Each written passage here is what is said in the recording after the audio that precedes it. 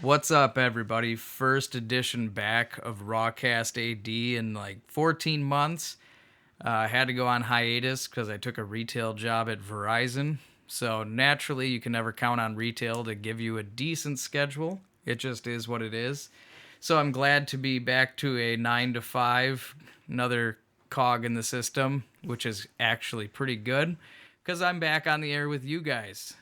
And so it was only fitting for me to bring back somebody that has been working on a project for himself. And I've been able to read his writing thanks to him. It's a great privilege. So I still have a copy of New Year's Bash in my fireproof safe. Oh, that brings me back. A great story from back in the day. But now he's up on a weekly blog called Bookbrain. My good old college buddy Spencer is here with me. And how we doing today, my friend? I'm doing good, bud. It's great to be back on the show. I know you've had that hiatus you're just saying. Oh, yes. Oh yeah, and I do appreciate you bringing me on so I can talk about the blog and promote that a bit. More readership does not hurt. Oh, exactly it. And to be honest with you, I love how you're setting it up. I love the weekly postings. Mm-hmm. And for those of you listening, all these squeaky chair noises, we had gotten rid of an old table and chair set. Let's just say it was not a wise choice for the chairs, because now we squeaking through the whole recording. But that's okay. It's just like we have mice chanting for us the whole time. Yeah, typically. I mean, that is how our unions end up. That's right. Spencer and I go way back, and I know we've had you on before. Yes. Great conversations, but this to me is an interesting topic in itself because you were writing through college. Mm-hmm. You love to read. I mean, your library is intense. A little bit. And so you've given me title suggestions, and I enjoy your taste in the written word. And you have different writing styles that I've seen over the years. So that New Year's Bash story that I referenced is almost borderline horror story. It's like a psychological thriller type thing going on. Right. And now it's more on the whimsical side with Bookbrain. Yes. And for that, I enjoy it. Those of you that have not seen it, and I know it's still in the budding stages as far as readership, get out there and read the blog. Because I was reading through a couple of them this morning so I could brush up on it again. And I mean, the Flash Story Challenge, that sucked me in. Good. The subject was time travel and mermaids, and I was reading how you got the Flash Story Challenge set up, but how did you find this? Like, how did you get set up with it to ask your readership to pick two topics for you to then create a short story on? And the way you ended it, you can go to hell, sir. Well, I mean, because it was written in a way that it immediately drew me in. Mm-hmm. And so by the time the story, quote unquote, ended. Yes. I want that to be a novel.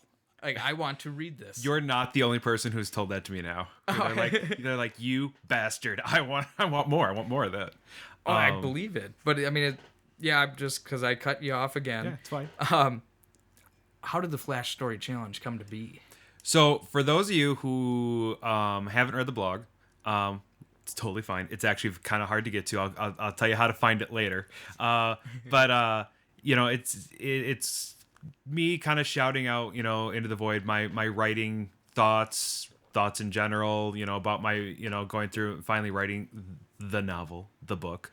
But for a long time, I've read a couple of blogs from other writers. And I've mentioned this on my blog, Patrick Rothfuss. I love his blog. I think Phenomenal. He's great. Exactly.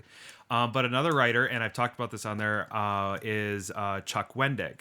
I've only read two of his books, so he's not someone I've read a lot of, but his blog is really interesting, and he's one of those writers who he doesn't have a filter. He gets down into the scum of whatever the hell he feels like talking about, and he has like the most bizarre, dark, vulgar sense of humor, and it's kind of fun. Really? Yes, I mean.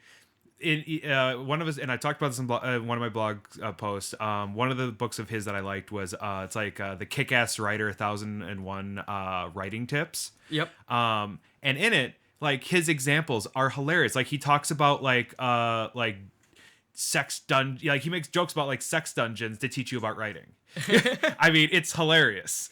I mean, it's really, and you know, he swears constantly, which if you've ever, by the way, met which is, I think it's a writer trait, because I have met Pat Rothfuss in person, and he does swear like a sailor. Except it's like the most poetic, beautiful sailor you've ever, like, you sit there and you're like, he swears, I'm like, it's like poetry. In no way does it come across as offensive. No, not at all. It's just I sit there and like, swear, yes, please continue cussing. But anyway, so Chuck Wendig, he has in his blog a series, and I believe it's about every Friday he does it, which is coincidental because my blog posts on Fridays. I try to anyway. And he calls it his Flash Fiction Challenge, and where he has his readers, he gives them a challenge, and then they post on their individual blogs, you know, they write whatever the challenge is, and then they post a link to it in the comments for the Flash Fiction Challenge. Well, I always thought that was cool, but I don't have time to do that, so I don't really participate in his Flash Fiction challenges. Fair enough. Right. So I was thinking about what I want to do, you know, it's one of my weekly battles. What am I writing about this week? I don't know. Let's find out. Yep. my hand's going to touch the keyboard, and then whatever comes out is what I'm writing about that week sometimes. Sometimes there's an actual plan. It's been 16 weeks now. This past Friday, just the other day, was the 16th one. So the initial idea well is past. Now we're into what do I feel like talking about well?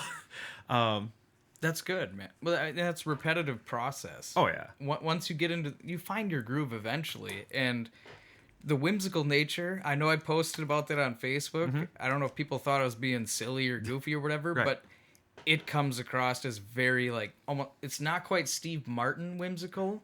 It's Spencer whimsical. Well, exactly. And that was one of the things I wanted. So when I sat down to start the blog, and I was talking with my fiance about it, I'm like, you know, if I'm going to do this, and I really did kind of want to do it, is I don't want it to be like dry, oh, I'm talking about writing, kind of, you know, horrible. If we did this like NPR. Yeah, right? Just no offense, NPR. I love you. I say I read NPR every day, but no, I can't listen to their podcasts or their casts. Like, I listen to people talk, and I'm just like... But anyway. As we're recording a podcast. Right. Well, it's their voices, I think. It's they have that dry, like, I, you know, breathe in, you know, leather every day. Leather chairs. Corn prices were down 3 cents today. Yes, that, exactly. Anyway, so I didn't want my blog to come off like that, but I also didn't want to come off like I don't give a shit. You know, or I'm just pulling shit out of my ass. I mean, whether or not if I am, they don't need to know that at the time. They can find out later. It's fun. But the fact is, I wanted my readers, and I'm hoping if you're listening to this, that you are, you know, one of my readers, or will become one. I want it to sound like I'm talking to you. Like, I don't want to hide who I am. I don't want to hide like what my real personality is. You know, like the best blogs I've read is there were Patrick Rothfuss and Chuck Wendig, and they put themselves on the page in a very real, this is me kind of way, but not necessarily in a hyper serious way. More like, again, like you're sitting down with a friend. So when I write these blogs, I write it from the perspective like I'm just chilling with one of my friends, and I'm just talking about some stuff. You know, that's how I kind of go at the writing style. Oh, exactly it. Right, which of course is going to be different than my actual writing style. Since I've known you for so long, and even though this writing style is completely different than some of the other stories I've read of yours in the past. Yep. Like we were talking about before hitting the record button, because I know you so well, when I read your blog, it very well could be us face to face. It is. You seriously do a really good job of that, and some of the topics so far, like I love Pat Rothfuss books. The Name of the Wind, incredible. Exactly. Because of your blog, I'm going to be reading Chuck Wendig soon. We do have similar taste, because I know you've been driven by fantasy in a lot, and I have not. I would love to be a connoisseur of fantasy, but you know, I've read the Sword of Truth series by Terry Goodkind, which I thought were great. They did a horrible job with the TV show, but the books were phenomenal. I would actually classify the Dark Tower series from Stephen King as, you know, a level of fantasy. Oh, for sure. You know, no fantasy has to be alike. It's like metal music as a genre. you know, you could take 500 metalheads and I guarantee you they would hate each other because it's such a diverse genre that there's little niche markets in each. There's nothing alike in the fantasy world or realm, since we're talking fantasy. Right. But I know you've gone far beyond in the fantasy realm, like because you were doing it longer, I guess I would say. And so what first drew you to fantasy books? Well, and I kind of talked about this in my newest blog. I talked about Dungeons and Dragons, and I kind of brought it up in there. It's just since I was a little kid, I've always been fascinated with all things fantasy. Magic, wizards, dragons, all that jazz. Mm-hmm. I don't know what it was. It's just since I think it's actually it probably had a lot to do when I was a kid. I was very much into escapism. Being fat and having anger issues, like a little butterball running around. Escapism was a joy for me, and so that escapism, turned into the ultimate escapism, fantasy. Fantasy genre I think draws a lot of escapists, in general, just because anything's possible. So that drew me into the whole thing, and from there it just kind of snowballed out to the point where, like we were talking about the Flash Fiction Challenge, I can, I borrowed a challenge from Wendig, and I threw it out there, and because I wanted to challenge myself, because it's been a while since I've written short fiction, and it's been a while since I've actually had a challenge. I haven't been a student of for a literary student in quite a few years, so I wanted to see how much I've grown as a writer, other than the book I'm working on right now. So that's why I threw that out there. And I said it came close. By the way, it came very, very close for the two options which I was going to pick. It came down to Chandler Bing in the Hunger Games, which was a suggestion I had received, or Time Travel and Mermaids. It tickled me something fierce, the idea of doing Chandler Bing in the Hunger Games. But I had wanted to stick to 2,000 words because one of the things I do for my blog, and I don't know if I don't think I mentioned this to you before we started, is I try to keep it to toilet length. I try to keep my blog to toilet length, and what I mean by that, you timed out poops? No, I don't time poops, but I want to keep it to something reasonable that a person could read while on the toilet in one go. Yeah, because, and I know a lot of the readers out there, they busy lives. I don't expect them to sit down and read an epic blog that goes on and on and on, and eventually I'm just going to start spewing crap that no one really wants to read anyway. To be honest with you, that's what pushed me away from blogs for a long time, because there were too many authors out there that would, like, it shouldn't take me a half hour to read your blog entry. It really shouldn't. So I wanted to do short, fun blog entries. Hit the topic, hit it light, loose, have fun with it. Just get the idea going in the reader's head, and then send them on the way to have a great weekend. That's all. That's all I want to go with it. Yeah, you have it set up to the point where, like, I went through and reread probably 6 or 7 of them this morning. And I was able to do that in a small enough span that you were able to keep it light, focused, and it's not necessarily a singular point, but you're getting an idea, a concept across, where the reader takes a minute to think about it and have fun with it. And so, being able to read 7 or 8 of those, I'm sitting on the couch giggling as my kids are like, "Daddy, what's so funny?" And I'm like, "Spencer is funny." I don't care if anybody else disagrees, because I think he's hilarious. Oh, you're too kind. You're too kind. I know some people don't. You up. Well, here, I've been doing network marketing, and I know a lot of people are going to go when they hear that. Ooh. But the fact is, if you build up a list of people who don't approve of what you're doing, don't think you're funny, whatever the case may be, they know who you are. That means you're making progress. So somebody who's online that knows about your blog but doesn't like you, hey, they still know that you got a blog going. That's right. And I also look at, and I was telling again my fiance this, that at the end of the day, if I have readers, that's awesome.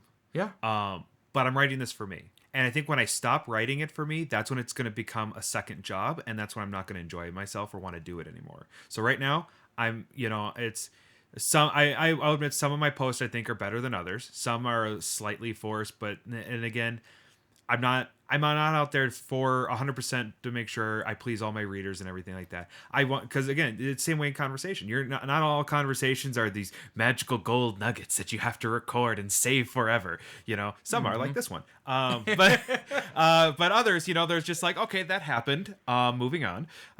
So that's, you know, that's how I look at the blog as well. And as far as my readers, again, some of them are extremely, you know, they read it every week. They like, comment, share, which is amazing. If you're not doing that, it takes 5 seconds. But Like on Facebook, Bookbrain. that's right. Like on Facebook, like on WordPress, where we post from. But the other thing I find fascinating is I have readers, and I never anticipated this. It was beyond anything I'd ever anticipated, that are international. I have an international following now. Yeah, we were talking about that the other night. It's intriguing when you think, because like what you're doing with Bookbrain is kind of what I'm trying to accomplish with Rawcast. It almost feels like there's a part of your personality that needs to be expressed, and that's what tickles the fancy right there. And so, I mean, when I would check into the SoundCloud results and see people from Germany, France, listening to the podcast, and there's, you know, 50 people that have listened to it, that kind of surprised me. You'd think that it would be more organic from the start, family and friends, but typically, no, that's not the case. Oh, for sure. I mean, I thought it would be nothing but family and friends at first. And now I'm sitting here like, I have people in the UK and Australia that read, which, by the way, if you're listening to this, because you followed the link that I'm going to put in the blog, and you're one of my international readers, hi. I love you guys. You're awesome. Thank you for reading. You make my day every time I see that I have an international reader that's not someone that I've actually met before. You're all awesome, beautiful, wonderful people. Keep doing the awesome shit you do every day. That's a curious thought to me as well. You awesome people out there. Like, I've known you for years, and you're going to continue to see growth, because as long as you stick with it, the numbers aren't going to drop. Right. They're slowly going to grow. And eventually you're going to get to the point where there's just going to be hundreds of people who don't know you, don't know what you look like, know nothing about you other than your writing. And they're, you know, if they're reading it, they're probably enjoying it. Nobody's going to go, God damn it, I have to read this. Well, there are days I wonder about my dad. He's made comments. But no. Like what? He tried reading. I asked him if he read the blog. I did never think my dad would read it. And if you're listening, Dad, hi. But I never thought he would read it, just because my dad's not a reader. Okay. He's not. And he told me he was going to read it. And then he told me he read half of one of them, and he didn't understand why I was writing and walked away. And I'm like, well, that's okay. You know, you tried, you know. Yeah. And it's one thing, it's not for everybody. My mom and my sister are some of my biggest readers and supporters. So I'm sure you guys are going to follow this. So hi. That's cool. And it was really cool for me because neither of them are readers. My sister I don't think she's ever finished a book in her entire life. Even she went through 12 years of school and where you have to read books. And I still don't think she's ever actually finished a book her entire life. But she sits down and reads my blog every week. How did the book end? I don't want to spoil it for you. Exactly. And, you know, I even asked him because, you know, part of the point of the blog is to keep me, you know, keep the energy going, to keep me focused on writing my first book. Yeah. And I asked them, I'm like, well, are you guys going to read it? And my mom and sister said yes. They plan on eventually reading the book, which, again, surprises me because they're not readers. I asked my dad this question, and he said, I'll watch the movie, but I'm sure the book will make a wonderful paperweight. Oh. which is fine. It means He expects you to get a movie deal. Hey, exactly. You know, he's looking out for me, which was really nice. But yeah, I mean, it's really cool, like all the people that are reading and that are very supportive, and it's something, you know, that I look forward to every week. Getting that interaction, like I love reaching out, you know, it's because I do it Friday after work, which is hard sometimes to get home right away on a Friday and then get that going before I have to do whatever it is I'm doing that Friday or that weekend. But I think it's a cool way to interact with people. Like, hey, you're getting ready to start your weekend. Here's a shot of me. Go have fun. Exactly it. I totally enjoy it so far, because especially when I say whimsical, in your writing, essentially. You have taken our sense of humor and like our sense of humor has gotten to the point where it's the mainstream acceptance, sometimes through the use of memes. I do enjoy a good meme. And so you had me laughing my butt off. I said we're trying to keep it not so sweary today. I'm sorry, I'll try better. Did you swear a couple times? I swear I did. Ah, fuck. Basically, you were talking about Pat Rothfuss with his writing and how, like, the scope and how in depth the characters are. The emotional attachment that the reader gets from reading, say, The Name of the Wind, it's great. He's an incredible writer. And so you actually, in the when you kind of had a piece about Pat, talking him up, Right. what got me going was a section where you said something along the lines of, if you don't connect with the emotions, talking about the characters of the book, you either have led a horrible life or hang out with this guy on weekends. And you inserted a picture of Christian Bale from American Psycho wielding the axe. And underneath in parentheses says, just make sure you don't have better business cards. You dropped in an American Psycho reference to one of the best scenes from the movie. And as soon as I saw the picture, that's what I thought of. And right below it, you mentioned the business cards. And I just lost it. It's like the comedy that comes out while you throw out a really good joke through the means of a movie reference with a picture from the movie while talking about another local successful author. Like, just so well done with how short the entries are, because you like to put them into like a palatable size, we'll say. Yes. And so, just some of the topics you cover, they're interesting. To me, it's like how clickbait should be. When clickbait is garbage because of all the ads, but Oh, yeah. when you throw something up there that's short and sweet and you don't have to click through 15 pages to read one paragraph, perfect. The blogs are where it's at. Screw clickbait. Because you're focusing on the true topic and can present it in a way that it's not literally just trying to get ad sales. You're just you doing your thing like you were talking about. And now I wanted to go back, though. You had mentioned the D&D entry you did. Yes. And I know you probably still love D&D to this day. I do, very much so. I never got to play, and I was the same way as you. We were talking about books with how it was like a means of escapism. Right. And I was the same way, because I used to read like nobody's business. Still have totes and totes of books in storage. And I've slowed down on the fiction, but I really missed out in college because I never did play D&D. And it's always been that one activity that got away where I don't know if I'm going to be able to actually have an opportunity to do so again. It's one of those games. As I said in that post for this week, I got into it in high school because I had some friends that were playing, and it's a game that has these horrible reputation for being like super nerdy, awful, nobody, that kind of thing. But it's actually, if you sit down, it actually does go by people. It depends who you play with and how much they, give a crap about, the actual rules and how the game works. But the people I played with college were fantastic. I loved playing with them. We would play every weekend. we'd literally sit down for like 8 straight hours, and we would game for 8 solid hours. Oh, I believe it.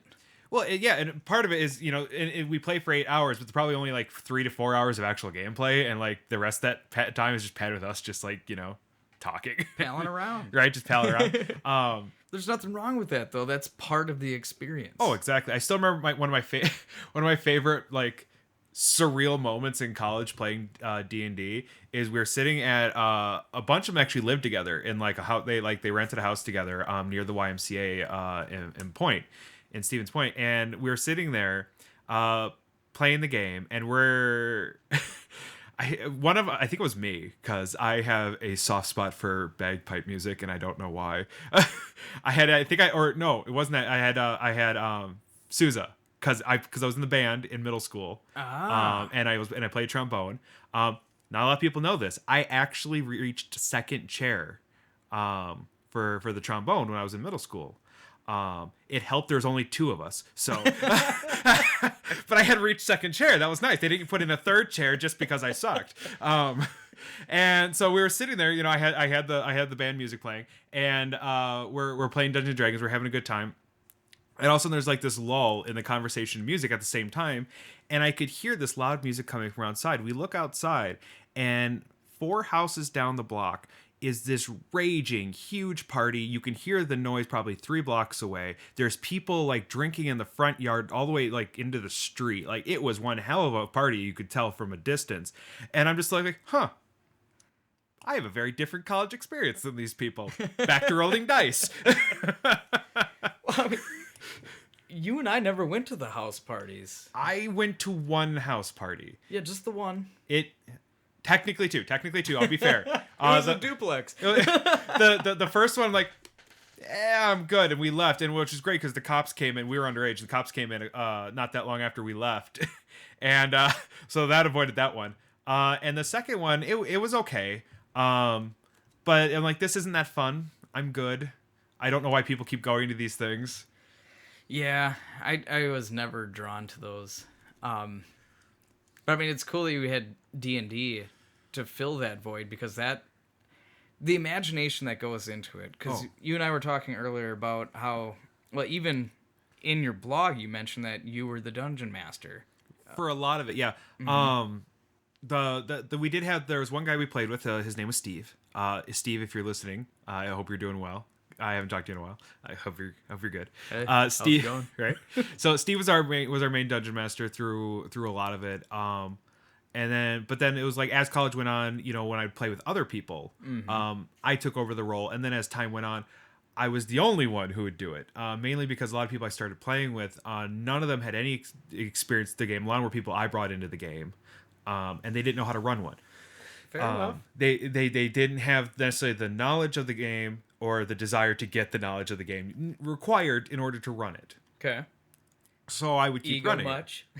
No, it's true. If you don't understand, for one, the basic mechanics of the game, like if you want to hit a monster, you have to roll your d20, then you have to add, if you're using a sword, your strength modifier, but if you're using 2 hands, you have to use 1.5 times your modifier, which is based off your strength score. Then you have to add your base attack bonus, and then you have to look into any weapon bonus, and then you have to see if you have any other, things going on with your character where, it's going to affect your attack score, and then you have to see if you hit the monster, and then, of course, it's based on the monster. One, if you're standing in a certain spot by the monster, and then, of course, the monster's actual armor class, and then to see if you hit. That's a lot of math. Yeah. And which is why I always tell people, get your kids to play Dungeons and Dragons. They'll get better at math. Well, who knows? Maybe that would be a good means of unconventional education. But that's a topic for a different time, folks. Right. Because seriously, you have to be good at math. You have to strategize. You have to manage your resources. You have to pay attention to character builds. You have to learn to work as a team. Oh, of course. All sorts of things like that go into playing. But if you're a DM, it goes way further, because not only do you have to understand all of these aspects of the game, but you're the one controlling what happens. Yep. You're the one controlling the monster. You're the one controlling what happens to the characters. You're the one controlling the story. You are the narrator. And I haven't met a lot. I've met 1 or 2 DMs that were more focused on their enjoyment of the game than a player's. So they run the game the way they want. They would love to play it. And that's not necessarily the way that all the players want, which is fine. And I've also met players, though, who play in a way that makes it unfun for everyone, including the DM. I do not remember this gentleman's name. I only met him the one time. We sat down. It was a session 1 of a game we were going to play. And I don't remember the storyline, what was going on, but it was me, it was the DM, and it was me and like 2 other guys playing. Okay. So my character, I had this bow. And part of the backstory for my character is I had stolen the bow.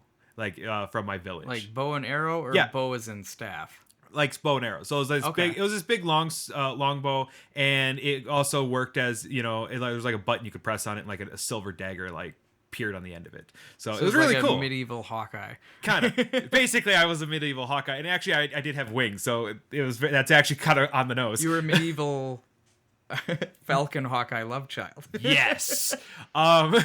So and part of the backstory is, again, I had stolen the bow. I put a lot of my starting gold into making it, and I met up with one of the other characters sitting at the table in the game because we were trying to, you have to meet each other. How do your characters know each other type thing? Yeah. And he was playing some sort of like paladin, like ultra lawful. Like this guy was just, he's all about the legal code and everything. And I accidentally told him in game Judge Dredd. that the bow was stolen. And he's like, okay, I have to take that and arrest you now, and I have to take you to to the nearest village for because it's stolen. You're a thief, you committed a crime. And I'm like, what? Like what? This wasn't part of the story. The DM didn't make this. This is literally the other players. This is just my character motivation, man. Like, right. And so like the DM and I are trying some backstory. Leave me alone. Right. So the DM and I are trying to find a way to like around this, and the guy just wouldn't let it go. And finally, he starts attacking my character, and I'm like, "Are you kidding me right What's now?" the DM doing at this point? Well, again, at this point, the DM had tried giving so many outs, like to get out of the situation. We just move the game along because we're literally this is like now everybody else is just watching this guy be like, "You going down?" Right. Well, and so we're fighting, in the game now, and that wasn't supposed to happen. And his character, his level 1, his character is much more adept at melee combat than mine. Mine was, supposed to be a ranged combat. So he's kicking my ass. And that's when the other player character enters the game. Like he comes in and he tries to stop the fight. Like, hey guys, let's just all get along. Kind of, let's move forward in the actual game. So this is like a real fight, more or less, playing out through D&D. Yes, exactly. Like fuck this guy. I'm like, I'm like, seriously, because I've never met him before. I've never met this guy before. Yeah. In game and in real life. It's the first time we've met. And we're sitting there like, dude, role play a little less hard. Like, metagame a little. Come on, bring it in. Metagame. But he wouldn't do it. So the other guy at the table started standing up for my character. And then it ended up, like, they get in a fight. So it ended up me and the other character kill his character. Because we had to. He literally fought to the death. He wouldn't let it go. See yourself out. Pretty much. And we never played again as a group. Like that was the one and only time we ever got together. Because I was just like, I will not game with this guy. He doesn't make it fun. And that's the whole point of the game, is to be fun. Yeah. And as a player or as the DM. It's like imaginations of a group of people being put together for a storyline. In a way, it's writing in itself. Exactly. But if you were the DM and there were that many variables involved, so different sets of rules apply, was it easier for you to just use, like, pre-written storylines? They exist, and I think for some DMs, they're a lot easier. Because you don't have to make stuff up for the most part. It's all right there for you. It makes it a much more smoother experience from the DM's perspective. I hate them. Mainly because I don't particularly like the stories on a lot of them. Some of them are good. There's a handful that are really, really good. And we played one it took us 1.5 years to get through the whole thing. We played it throughout college. So I played the same character for 1.5 years. I was basically a Batman gnome. I was a gnome that was basically Batman. Batman gnome. No, seriously, I had a grappling hook and everything. It was awesome. Phenomenal. Yeah. But no, I enjoyed the creativity of making up my own storylines, and what was going to happen and all of that stuff. So it was fun. And I think for me as a writer as well, the idea of my creating these mini worlds and trying them out, seeing, the people at the table working within this world I'm creating and judging how much fun. And I always ended every session the same way. Like, are you enjoying the game? Is there something you're not enjoying about the game? Just so I'm aware of it. Oh, right on. And then I think, and now as a writer, I'm sitting through and I'm working through my first book and I'm writing it, and I keep coming back to that same question. What's the reader's experience? I know what my experience is, and I hate everything I write because it's like you're the one writing it. Like, as the one writing it, like, you hate everything because you're always your own worst critic, that kind of thing. It's one of those things. I talked about this, I think, in one of the earlier blog posts. I've been waiting for years. I haven't started a book my whole life because I've been waiting for this magical moment where I'm going to become a writer. It's like, it's like you sit there and you're waiting until you're like, all right, I'm going to hit 30, and then suddenly, like, the heavens will open and the writing gods will just shove the ability to crank out amazing novels into my head. Right. I was waiting. And it dawned on me that that's not how it works. Yeah. That's not how any of this works. Like the commercial. That's not how any of this. That's not how any of this works. And I realized that if I want to write a book, just write the damn thing. And even though when I read my own writing, it's never good. It's like, I can walk into a bookstore and I can pick up Rothfuss, or I can pick up Tolkien. I can Harry Potter, pick up Rowling, and these books are great. I'm reading them. I'm like, the dialogue is awesome. The descriptions are great. I'm like, oh my god, these books are blowing my mind. And then I read my stuff. And I'm like, oh my god, this is horrible crap. Yeah, but it's almost because you're the one pulling the strings. You have a different vantage point. So like your point of view is always going to be skewed as the content creator rather than the consumer.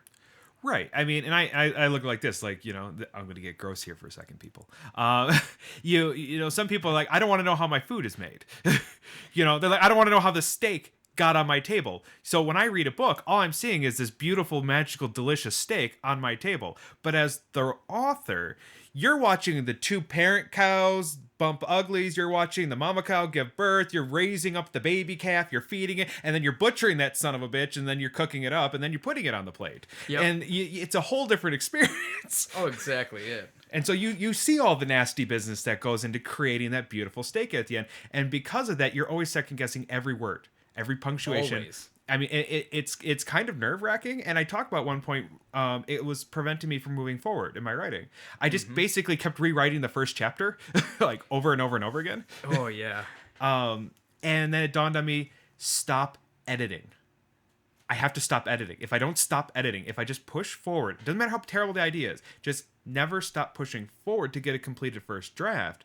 I can go back and edit later. I can edit forever. Yeah. Because and to a point you have to, because when you go to get published, you basically get one shot per writing agent to get your book done. Yeah. And if you show them two amazing books, you show them a really, really good book, but needs a lot of editing, a lot of work. You're gonna have to nurture the writer a bit. And you have an okay book, but hey, it's good to publish right now with just a couple of minor tweaks here and there. They're going to go with the easier, quicker sell. Yeah. So the editing part is really important, but at the same time, I can't let that part of my process, my thinking, like, oh my god, this isn't perfect. The first time my first draft isn't perfect. Oh no. I had to get out of that mindset. And you can get stuck there because I enjoy writing. I did make one attempt at writing a novel. But by the time I got around, say, 20, 25 pages, I wasn't feeling the story. I didn't feel like it was, I need to just take a step back and then come back to it later. I literally felt like I didn't want to tell that story. Mm-hmm. And that was the only serious attempt I had. And I mean, you go back to college, all of my papers, that I didn't have a rough draft, a second draft, all that stuff. It was editing as I would go. And when you're actually going off to fiction, if you're writing fantasy, the story is going to feel choppy if you're editing on the way rather than letting the story flow and just fixing the polished piece, basically polishing it up rather than polishing as you go. Like, don't wax the car as you're building it. Do that after. Makes no sense. And it's exactly it. And as far as like you talking, like you lose steam with writing with a writing project, that was part of my concern with this one as well at first. But then I thought, and I think it was Orson Scott Card I read that said this, and I've heard it from multiple authors since, but I think he was the first person I read that said it. That when you have an idea as a writer, you take it, you write it down, and then you shove that shit in a drawer. You don't write on it. You don't work on it. You put it in a drawer. You walk away. You finish what the hell you're working on right now. Because that's also something I've read from every writer. Don't cheat on the one you're with. If you're writing a project, you don't cheat on your writing project with another writing project. It went that way with sales, man. Even at Verizon, if you have 5 people in the store, the most important customer is the one right in front of you. So the most important writing project is the one you're currently working on. Exactly. And he, and Orson Scott Card had said that, you put this idea away, and if it's still there in your head, like if it's still an idea that 2 years from now, like a year from now, 2 years from now, you're sitting there and you think about that idea, or you go back and you read it, or it hasn't left your head. If it's still in the back of your head, like, God, that idea was good. Like, again, if it's something your mind's holding on to for 2 whole years, like you just in the back of your head, you can't let go of this idea. That's when you can write, because that's when you will see to the end. Whereas if you forget about it, like, you know, like the next day, and you never think of it again, and you come back and you like find it like 2 years later in that drawer, and you're like, oh yeah, I totally forgot about this. You're not going to finish that project. There just wasn't enough inspiration for it. Exactly. Whereas this project, I think this is my 4th year working on this project. Is that right? I spent about 2.5 years in development before I even started chapter 1. That's not a joke. Well, setting it up is extremely important, because I know, you know, with more established authors, for example, A Song of Ice and Fire, George Martin, Game of Thrones. Yep. Look at how colossal his universe is. Right. The intricacies of relationships of secondary and tertiary characters gets to the point where you have to have like a team of editors going over that thing, making sure that there's continuity and you're not having continuity errors through character interaction. And like, so if you got that many characters, that many places involved in your world, in your fantasy realm, it's a lot of development. Like, to come up with that many characters, if you know, maybe he had a different process, but still, as colossal as that project is, I understand why it's taking him so long to get another book out. I understand that it probably took him a good 5 years of getting all these characters down with the main plots. Just, holy cow, man. So well, that means you did your homework. I did. Just briefly on that, for one, I've read that every author seems to have a book Bible, they call them, which is, again, that background information, that, you know, keeping up to date with all the information of the world and what you're writing. Literally the Genesis. Yes. But for Martin, apparently got so bad, he hired a fan of like the first, like, I think it was around the 3rd book. The continuity was getting so difficult. And there was some super fan that like knew everything about his books. Like, he was in love with the writing. He hired him full time to basically just keep his continuity in line. Yeah. That's really cool. From what I hear, now he's up to 2 people that have the task of sticking with it. Oh yeah, it might have grown since I read that, but and it might have even grown from 2. Right. But I'm like, oh my God. But for mine, you know, it's not like, you know, like people who have like they write like romance, not necessarily, like, I don't want to pick on romance novels, but anyone who writes in the real world, I'll pick on you. Anyone who writes, so you're in our world, you have groundwork built into your writing, and to me, that's cheating. I mean, it's fair. I someday want to write something in our world, but Are you accusing them of a lack of imagination in their storytelling? No, they don't have a lack of imagination. They have a lack of forework.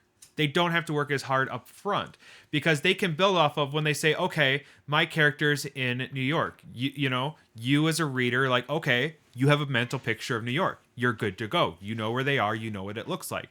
As a fantasy they don't have writer, to describe the environment and climate. Exactly. You do a little bit, but you don't have the world building.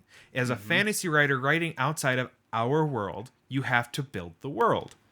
I guess, and that's why a lot of fantasy writers, like Terry Goodkind, what is 11 books for Sword of Truth? Yep. I mean, Stephen King's Dark Tower, I've mentioned these earlier. All good books. But of the fantasy series that I've read, the first book is, unless you already have a taste for fantasy, the first book always seems slow. And that's because they're literally building everything from scratch right there in that first book. So if you can finish the first book and say, I'm intrigued, you're going to love the series. Well, exactly. And so I said that first 2 years, I had the story idea in my head, and I was fleshing out not only what I wanted the first book to be, because little do you know, this is actually going to be a trilogy. I'm actually starting a trilogy I want to write. Ooh, Rawcast exclusive, brothers. Oh, that's true. I don't think I've and actually sisters. mentioned. I don't think I've mentioned on the blog. This is actually going to be the first of a trilogy. But I want to get the first sold before I start on 2 and 3, and obviously I have to finish the first one and edit it. Oh, of course. Right. But so, I'm building, the storyline for book 1 hardcore, and then I kept getting ideas for book 2 and 3. And then, I'm building stuff in the world. Like, when you build a fantasy world, you can't just say, okay, there's magic and there's this kingdom. Ta-da. No. Magic is different in every world. How does the magic work? What are the mechanics of magic? Well, I had to figure that out. Well, okay, I had that. Okay, so now there's this world this character is in. Okay, that's nice, but let's go back to how did the world get to this point? Because you can't, if you want a book that isn't like a total trashy piece of crap. And think about it, every book you've ever read. So you guys listening right now, and my readers for the blog, think about any fantasy book you've ever read that took place outside of our, everyday world. Yep. If it was a good book, it doesn't smack you over the head with the history book of their world, because that's a way to stop it dead in its tracks. What it does is it breathes authenticity into what you're reading by letting you feel like it's a real place. If the characters are interacting with a place and they talk about oh man, the price of bread's gone up because of this famine over here, and again, throwaway lines. You don't spend time to discuss. They don't need to know why these things are happening, but if you just briefly mention this place here, that event there, how this money system where it all works in a cohesion together, that breathes authenticity in the real world. You don't sit here and when you have like real world books, and they don't have to sit there and explain, all right, I'm in New York City, and that totally got its name because it used to be just York for when the English were colonizing, and you don't have to find ways to put that in the dialogue somehow and make it feel natural, because if anything, it's already a common understanding. Exactly. So you have to balance that common understanding people in your world should have with that exposition of world building, but you have to make it feel authentic at the same time, because me as the writer, I have to know all these things. So for my book, the 2.5 years is also spent, I know the history and how the currency works. I know the history of religion. I had to build the religion of their world. And how does that religion affect people in that world? How did it affect the different regions? How does every region different based on its geographical location and the natural resources of that region, and how they've all worked together? Well, there's magic. How does that affect military? So I had to think of the military history of each region and how that interact with each other, and government and magic and religion, economy. I've sat down and had to think about all of this, and I guarantee you any author worth their salt that you've enjoyed or heard about has done the same damn thing. Yep. I believe it. And that's what makes it good, though. I mean, like, these people that go crazy for the Game of Thrones TV show, I mean, yeah, that's a great show, but anybody that has actually read the books, holy crap, is that intense. I mean, oh, well, there's 7 kingdoms. Oh, wow, how did that intricacy come together? Like, how does that work? Oh, well, you're going to find out. That's the driving point of the whole series, is these 7 kingdoms basically going at it to see who can get the throne. And then it's like, oh no, but then across the sea you have this. And I mean, George Martin has gotten to the point that with everything that goes on and all the character interaction, the archetypes, everything that goes into it, it is just a colossal almost mess, but there is cohesion to it. And so these people that watch the show are really missing out on the true construction of a fantasy world that you just described. Because it's, oh, yep, this is just how it works. And on the show, you're already seeing everything that they're going to project. Whereas in the book, on the consuming end of it, as a reader, when you read an author setting up the world, that truly sets the tone for me. It's truly important. So like what you were talking about with real world versus your own created world through fantasy, that's where I do like the Dark Tower series by Stephen King, because the worlds exist in the same universe, but they're slightly dimensionary different at the same time. Right. So in the earlier books of that series, when you've basically got characters from what is it? Old World they called it, where the Dark Tower is. I think so. It's been a while since I've read them. Same here, because phenomenal books are it's just been a while. But how he crosses over between this like inner dimension into our world and back, and the way he describes these portals through basically being ordinary doorways. Right. It the way it was like he zipped the worlds together. Right. And it was seriously was great as long as you were able to follow along with where the story was going. Mm-hmm. It really just it works your mind. I dare I say it's a braingasm. Oh my. But for what you're saying, I disagree slightly what you're saying with the Game of Thrones thing, like that they're missing out on some of the world. Tell me. Because and this is the thing that I think HBO has done very well, and I think it has fallen flat with other adaptations of different books or movies or whatever, or the media, is a visual media like a movie or like a show like Game of Thrones. Yep. They can use visual shorthand. So in a book, if you want to know what a character looks like or their environment, you're going to have to spend pages on it. If you want to get detailed, like Martin does, you have to spend pages and pages and pages of detailing what a city looks like, what it smells like, so you can actually viscerally feel where your character is, what they look like in this world around them. That takes, if for a good scene, the way Martin writes, that can take like 20 pages, from my understanding. I haven't read the books yet. I'm ashamed. I'm on it. I'm working on it. But for HBO, they can take those 20 pages and they can take it and they can condense down to literally a single frame. True. Because they can show you the city and just as a background. So you can learn that a city is heavy in trade or has slavery or is impoverished or is violent purely by its appearance and background shit that's going around away from the characters in the foreground. You can show all of that in a visual medium without having to spend pages upon pages of it like you would in a book. So they can focus on different areas, but still have all that wonderful, rich world building. But they don't have to tell you about it. They don't have to take the camera and shove it right there in the middle of it and slap you across the face with it. Because if you're paying even the remotest attention to anything other than the nipples in the show, you'll know what's going on. That is a fair point. I cannot argue that because you are right. So I guess realistically, for my point to have any level of validity is to basically say it comes down to the production company's, it's contingent on the production company's interpretation or consideration of the author's level of control over the production quality. Well, exactly. Again, yeah, if the production company is out to make a quick buck, they're not going to do the proper visual world building. And actually a really good example, if you want to see a very excellent example of showing someone a rich, detailed world in a visual medium, one that was shown me by Patrick Rothfuss when I took his writing course, he had us sit down and we watched the first episode of Firefly.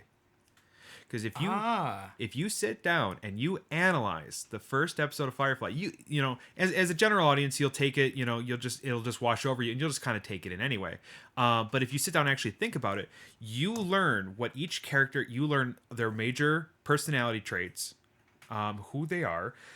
You learn an entire history about how, like, the planetary systems, Earth's colonization, the war that's going on, the different ideologies on each side, why people are doing the way they are, how their livelihoods came out to be, why there's this focus on, like, Asian culture.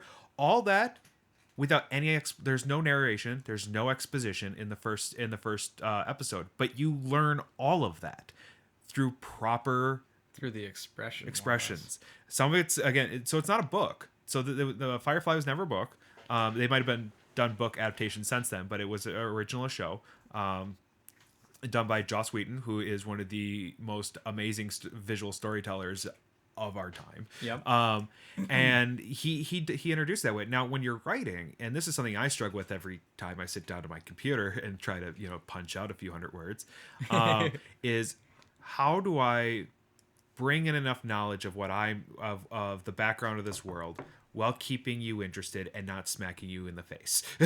Yeah, because in the polarized world we live in now, it's too easy to come across just overly lengthy, hard-lined, opinionated blogs, and so yours is refreshing to me, man. Thanks. I'm not just saying that because Spencer's a buddy of mine. It's literally.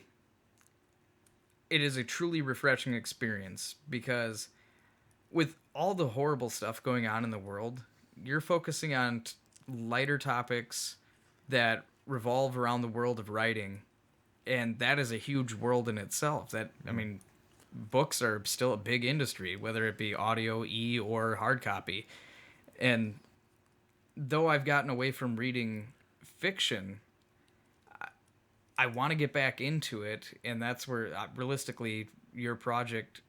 I got to read a little bit of an advanced copy. Yes. Secret. Your work is the first piece of fiction I've touched in probably close to 2 years. And that is very sad to say for me, because since getting into network marketing, been listening to more financial business oriented works, and I can't let my imagination die. So I got to get back into it. So like we were talking, I love that you throw out pieces. You've talked about Chuck Wendig and Pat Rothfuss. Yep.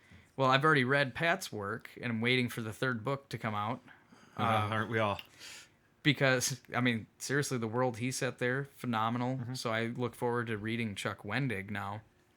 And to go way back to the D&D stuff, I believe you mentioned in one of your blog entries that essentially being a DM, and since you didn't like the, pre-scripted storylines, basically, that you didn't care for the stories so much that you created your own. I think it's pretty neat that you were able to take D&D and apply that more or less to your writing, because you mentioned that it challenged you to become a much better storyteller. I mean, at that point, as a D&D DM, essentially what you're looking at is, well, this is going to be more fun for us as a group if we make the story better. And so I'm assuming you were able to take that away and apply that to how you write now. Yeah, exactly. So I wanted when I'm writing, I want the reader to enjoy it, and I want it to feel like when they're reading it, there's surprises, their interest keeps going, their curiosity is there. If the reader's not curious where it's going, if they don't feel invested, if they don't care, they're not going to keep reading. Same thing with when you play D&D. If you don't care about the whatever mission you're on, then you don't really care about playing. Yeah. So I try to do that every time. And actually, I was just thinking about this as you were talking. I'm going to give you Rawcast listeners a first exclusive. I have not yet talked about on my blog. I've been kind of saving this. I have not yet talked about what my first book is. Well, what the series is going to be about. I was actually going to ask how much you can divulge, but so now all I'm doing is, since Spencer mentioned that, is delaying him telling you about it. Oh, jeez. Delay. Tom delay? Yes. So the series is going to follow a young woman named Sonia. And she lives in a world where people either have magic abilities, they have the ability to use magic, or they don't. And those that don't have been enslaved by those that do. So she is a slave belonging to her master. And in this world where she's controlled, where everyone's controlled by magic. Very early on in the story, she ends up losing her master. She ends up discovering that she is in fact a mage herself, that she didn't realize she had magic. It's been hidden from her, and that her family was once one of the great families in this world that tried to free the slaves, and they got eliminated for it. So she was like a surviving member. And so the first book is going to follow her and some other characters trying to quick on the fly teach her magic and get her to the people who are running the resistance against the government, trying to free the slaves. And that's really what the whole first book is going to be about. Which is stellar. Like, getting to read a bit of an advanced copy of that, it's like reading Martin. No, I don't want to finish reading it right now because I want to wait till it's finished. Because if I were to reread the Ice and Fire books right now, I would just get mad getting to the end of it. But from what I've read so far, I really enjoy it. Thank you. I appreciate it. When do you I don't even know if I want to ask, when do you think we would be able to see that finalized? So we're not talking true publication, anything like that yet. Just you finished with your wonderful work. I believe I brought this up on my birthday blog. Oh, is that right? Yes, I believe I brought this up on my birthday blog because I did some looking back for that one. And if I'm wrong, I apologize, readers. But what I had done is I had mapped out what the timeline of where I want to be with everything. So my goal is to be done with the first draft by the end of this year. Okay. I'll be honest, that is going to be a tough goal to reach. Just for timing on how things work, I'm not getting out as many words a week as I would like, but my hope is to try to push that up so I can meet that end of the year deadline. So that's my goal for the first draft is the end of this year. So long as it comes naturally, right? Right, you're right. Of course. Of course. Yes. But then, and then I figure it'll take anywhere from 2 to 3 years after that first draft is done for editing. And the reason I think it'll take that long to edit the book is because I have to give time for, people like yourself, Doug, and other friends of mine to actually sit down and read a whole book. Still eternally grateful that I am I'm within the inner circle of Spencer's advanced copy readers. Yes, so you need people to read it ahead of time and give you ideas, and even and to bring up Pat again, sorry, he's even said on his blog, and he's written before, that his books wouldn't be the books they were if it wasn't for people, his friends reading them and flat out calling him out on his crap and say, this doesn't make sense, this doesn't work, this character feels weird, this interaction is off, I like this though, this works, more of that. And by that together, it helps, direct that editing tool. Yeah. And again, people have lives. It's going to take years to go through.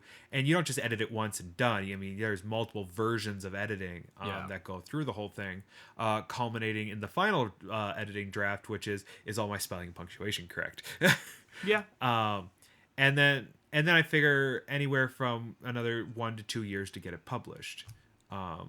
So I'm looking, again, fingers crossed, 5 years from this coming January, it'll be published. But that's my best case scenario hopes, my realistic hopes. It's a realist dream. And I mean, it's, if you were to be like, oh, well, by this time next year, I'd be like, hey, slow your roll a little bit, bud. Something like this can't be rushed. It's got to go through the natural process. Right. And I have no doubt that from what I've read so far, I'm intrigued. I want to read the rest of it. And I've read enough from various authors to know that, in my humble opinion, this is truly something that could be published. And so stick with your goal, man. I don't care about any spelling errors or anything like that, so long as I'm on board with it. Because I know your writing style. I know how we write, man. If you get a story flowing naturally and you're typing away at a keyboard, well, you're gonna have punctuation and spelling errors. It happens. And I appreciate all the love and support. It's gonna be needed. But yeah, it's one of those things where I want it published.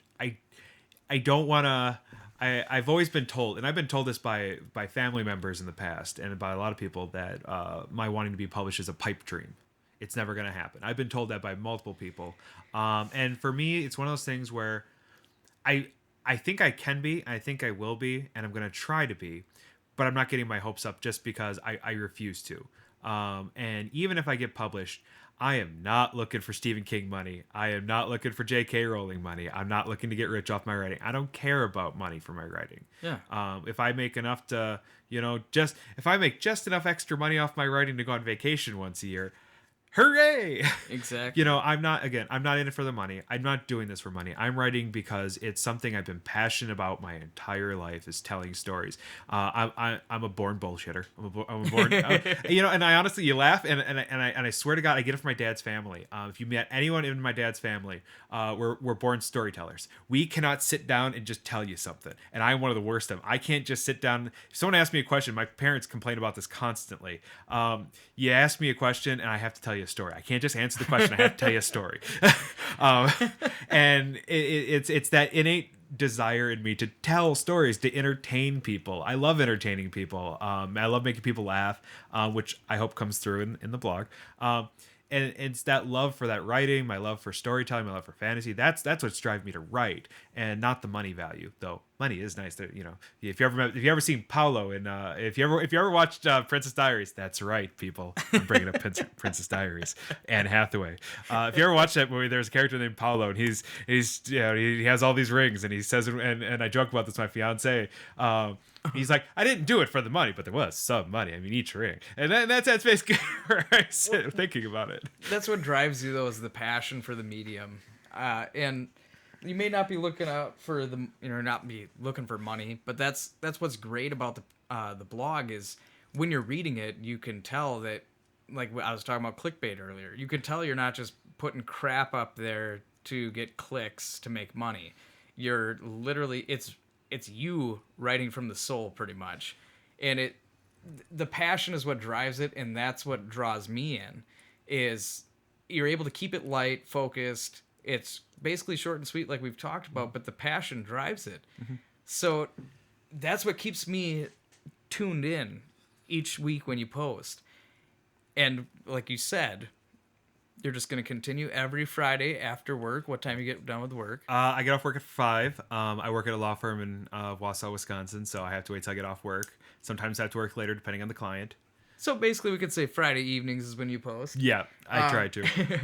But that's what I love about what you're doing with writing your novel, with doing the blog, is the blog to me is a weekly update to stay tuned in with where your mind's at, mm-hmm. which is totally awesome. I appreciate that because I know I'm friends with you. I know you've got a bigger project in the works and it will take years to find completion.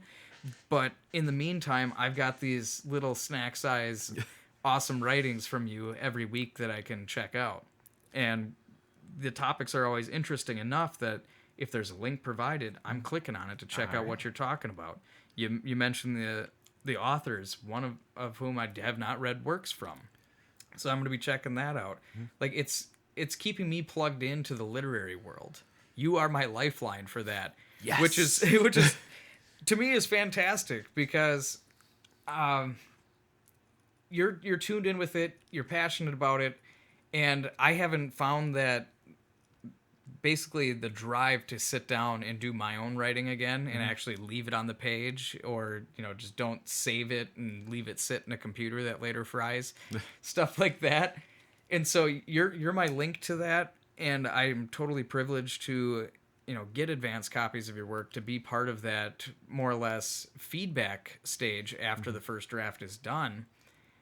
Because if it were to become something huge, I would just smile knowing I helped him with this by offering a little bit of feedback, maybe some editing, proofreading stuff, and it's cool to see him soar.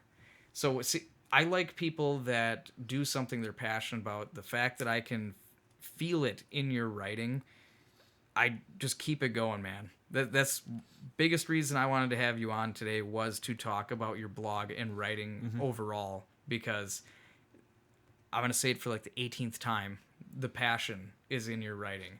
And Thank you. Friday evenings, we said we can check out your blog. Yes. Now.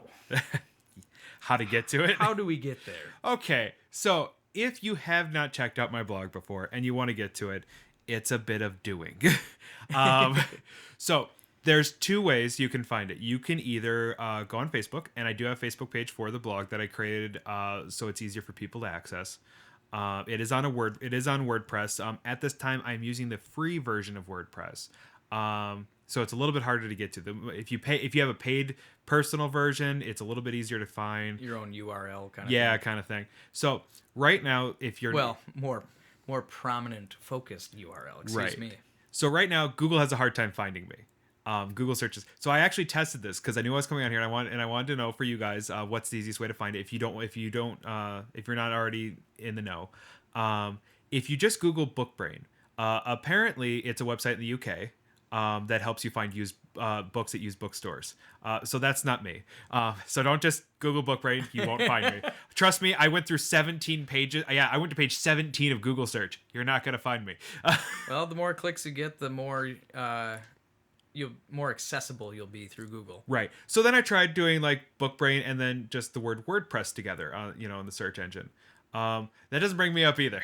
So, Really? no. That's surprising. No. So I found the only way to bring up me through Google search. So I'm going to say this slowly. So again, if you're not already a reader, if you haven't already found it, this is how, if you want to bring me up through Google, this is how you do it.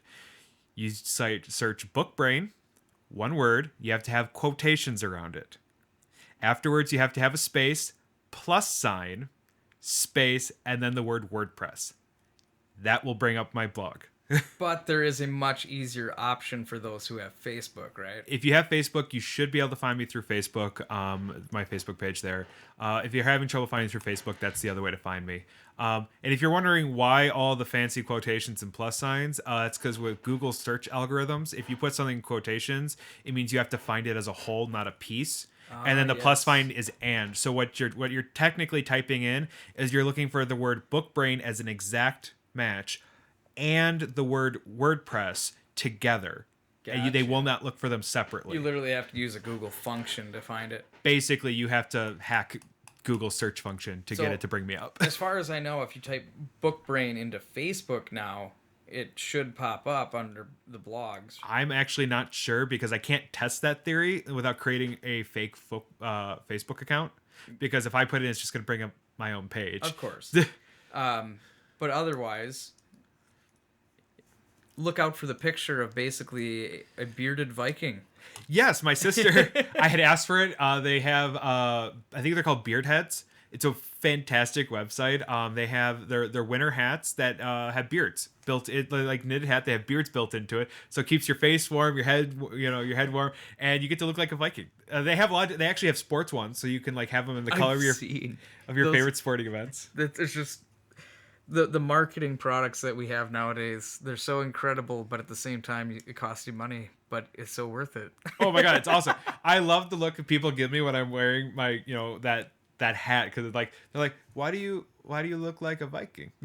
Like, why is your face cold? Exactly. Like, what, my face isn't cold. I don't know about your face. So it'll be me. I'm wearing. It was from Christmas with my parents. That's I got it for my sister. And I have my plaid shirt on. And I'm in my parents' den. So you'll know if you see a goofy guy with like a knitted beard, you're in the right place. Awesome. So essentially, he told you how to use the proper algorithm on Google to find him on WordPress.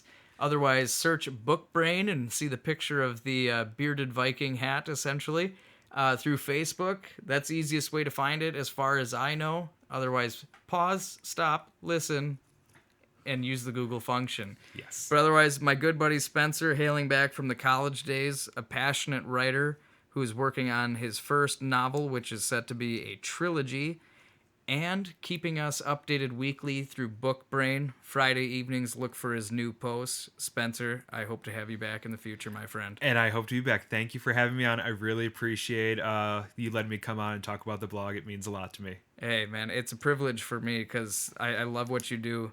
Keep that passion flowing, and one day you will be published, my friend. Thank you. Bye, everybody.